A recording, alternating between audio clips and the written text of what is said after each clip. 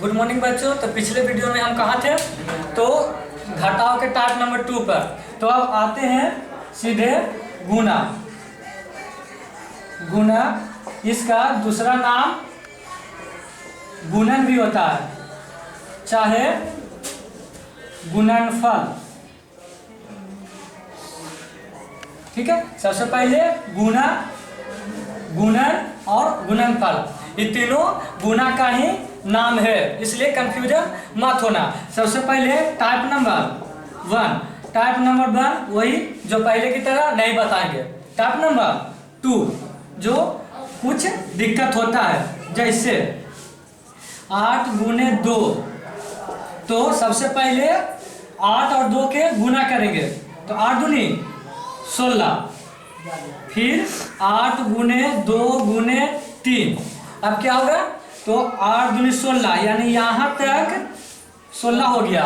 अब इसके आगे अब समझना कि अभी नहीं है, अब मेरा 16 है। 16 तिया 48।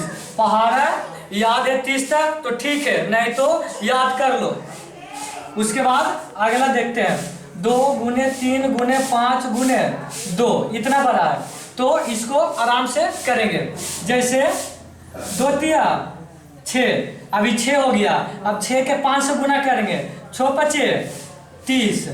उसके बाद यहाँ 30 हो गया, तब 30 दूनी 60। ठीक, उसके बाद 2 गुने 5 गुने 5 गुने 5। अब देखो गुना करना है, 5 दूनी 10। उसके बाद 10 5 50। अब 50 5 25 से 250। तो हमें तो लगता है कि सब तो सभी का मालूम होगा, लेकिन इसका टाइप नंबर 3 है जो बहुत वजराहट है, इसलिए ध्यान से टाइप नंबर 3 देखना, जो दसवां के कैलकुलेशन में बहुत मायने रखता है।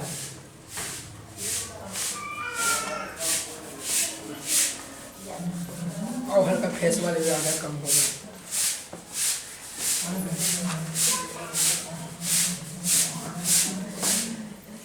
चलो टाइप नंबर 3 ध्यान से देखना, तुम सब बचपन में ही पढ़ोगे।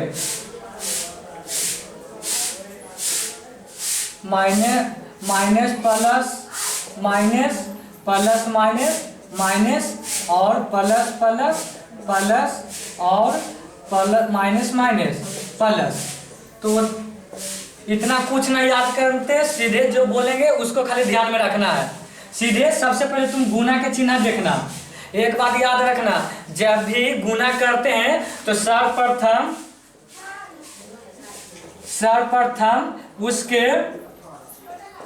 उसके चिन्ह में गुना होता है। क्या होता है? सर्वप्रथम उसके चिन्ह में, लेकिन बचपन में नहीं बताया जाता है कि इसको चिन्ह में कैसे गुना होता है, लेकिन आज समझ लो। जैसे मान लिया जाए 8 गुना -2, तो इसको गुना करना है, तो सबसे पहले गुना के चिन्ह को बीच में हम देखेंगे। उसके बाद एक अंक के इन्हें जोड़ में कि घटाव में ये देखेंगे, या इसके अंक में जोड़ में कि घटाव में देखना। तो ध्यान से देखो, इसके 8 इधर कुछ में जोड़ में, और इसके इधर घटाव में, तो दो किस्म के दिखा कि नहीं, एक जोड़ है एक घटाव। तो जब भी 2 किस्म होगा तो समझ लेना कि मेरा आंसर घटाव में आएगा, क्योंकि बात नहीं बन रहा है दोनों दोस्त में। जब बात नहीं बनेगा दोस्त में तो घाटा ही होता है, ठीक ना। क्योंकि कोई सामान हमको खरीदना है तो 2 आदमी जाकर खरीदेंगे तो कम पैसा पड़ेगा, लेकिन अगर अकेला कोई चीज खरीदेंगे तो हमको ज्यादा पैसा लगेगा, तो घाटा होगा कि नहीं? तो घाटा होगा, तो इसका मतलब घटाव के चिन्ह। हम इतने कहना चाह रहे हैं कि गुना के अगर दोनों तरफ 2 चिन्ह हो तो उसका आंसर माइनस में होगा, यानी घटाव में होगा। अगर एक चिन्ह आएगा तो उसका आंसर जोड़ में होगा। तो सबसे पहले चिन्ह में गुना किए तो क्या पता चला कि एक जोड़ और एक घटाव, तो इसका आंसर घटाव में। उसके बाद गुना जैसे किए थे टाइप नंबर 2 में, वैसे गुना कर देंगे, 8 दूनी 16। उसी प्रकार अब देखा जाए यहाँ गुने -2, तो कुछ नहीं करना है, सबसे पहले गुना को हम बीच में रखेंगे, उसके बाद इसके में देखेंगे 3 कोची में है घटाव में, उसके इधर माइनस, तो दोनों एक किस्म है कि नहीं?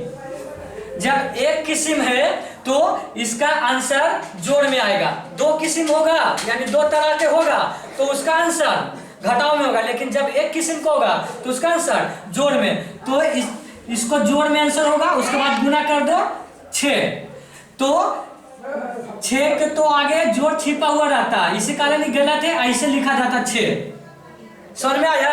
बचपन में हम सुन पढ़ते थे 3 गुने 2 तो डायरेक्ट 6 लिखते थे, लेकिन पहले पता नहीं था कि इसके पहले चिन्ह में गुना हुआ है। जैसे देखो इसके आगे कुछ का चिन्ह नहीं है तो जोड़ में, और इसके आगे कुछ का चिन्ह नहीं है तो ये भी जोड़ में, तो ये दोनों जोड़ गुना होगा तो दोनों एक किस्म है कि नहीं? तो जोड़ में आएगा, तो जोड़ में आया था 6, लेकिन 6 के आगे जोड़ नहीं लिखा जाता कि उसके आगे छिपा हुआ रहता है जोड़ का चिन्ह, तो सिर्फ क्या होगा 6। तो कहने का मतलब अगर गुना के तरफ 2 किस्म रह गया तो घटाव, और एक किस्म रहेगा तो जोड़, तो घटाव गुना यानी माइनस प्लस माइनस में आंसर आएगा।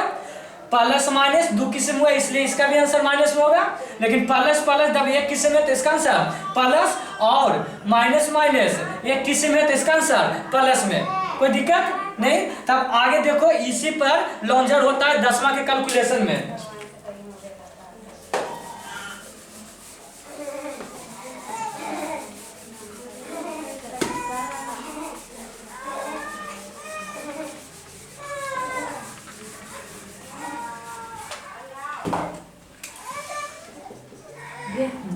जैसे माइनस में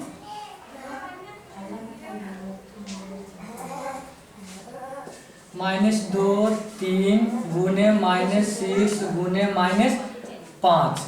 अब इसका आंसर देखो कैसे होगा।